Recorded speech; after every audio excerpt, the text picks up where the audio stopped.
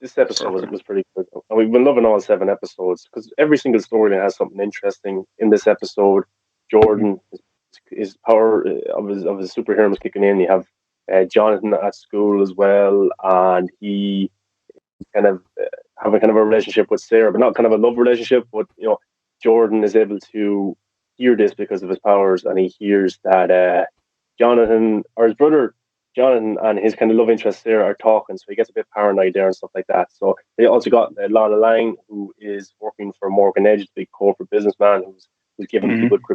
powers. He's got this big plan. She is an interesting arc there, storyline there. Lois, of course, working with this Captain Luthor guy, trying to find out his true identity.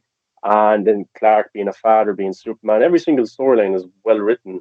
And I just don't see the rest of the season getting bad in terms of maybe the other CW shows did. I just think it's a really solid, high quality.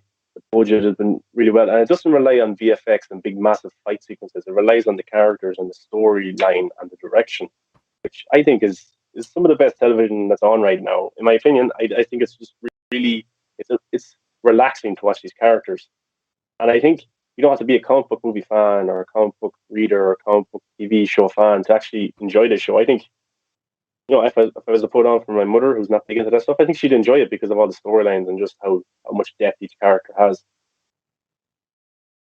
You kind of Yeah. agree with that? No, I agree with that. I'm even trying to convince my wife to watch it because every time she's like, trying to find something new to watch, I'm like always whispering to her ear, well, there's always Superman and Lois. I don't know, Alex. I'm like, come on, you loved Smallville. This is a little bit better. Yeah, yeah. You'll get to it. Like, You know why it's better? Like in Smallville, and Smallville's pretty good as well. But they had like the old villain of the week. This week we've got the girl with the super speed. Next week we've got the mhm. guy with for strength. Following week we've got the guy whatever he can eat everything around him, something like that. Like Lois Lane, Yeah. Amy Adams herself is a character like But that. at least here, it's only there's only one villain, and that's a Morgan Edge, and only focusing on him. And they're sprinkling in a couple things, like maybe like the villain of the week, but it's not going to take over the full plot.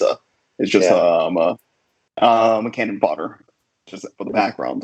But for the most part, it's only focusing on one storyline, and that's going to yeah, be for each episode. And there has not even been a filler at all. yeah. No, not one episode of filler. And there's recurring villains, and there's Mhm. recurring heroes as well, characters like that we like.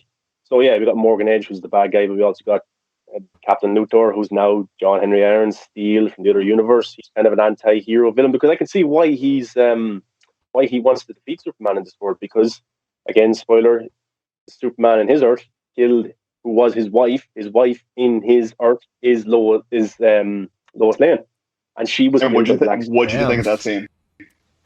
She in Earth. I'm just calling it Casey, Earth you too. need That to doesn't watch sound like a good thing. Yeah, you see, I'm spoiling now because I'm telling you for weeks to watch this, months to watch this. But in Henry Irons' Earth, his wife, man, and this is what his motivation is. This is what his drive is to come to this Earth to kill this Superman, who in this world is his wife is married to Superman, the person that killed her. And it's pretty fascinating to see that arc. And I like to steal John Henry Irons' character because actually I kind of agree with him. Yeah, no, Wow. and I'm wondering what they're going to do with this character. Will he become a Superman in his Earth when he comes back? Because we all know in the end that he will team up with the Superman of our Earth. Does stop working Steel? Hopefully, see eye to eye, and he will become the Man of Steel within his Earth.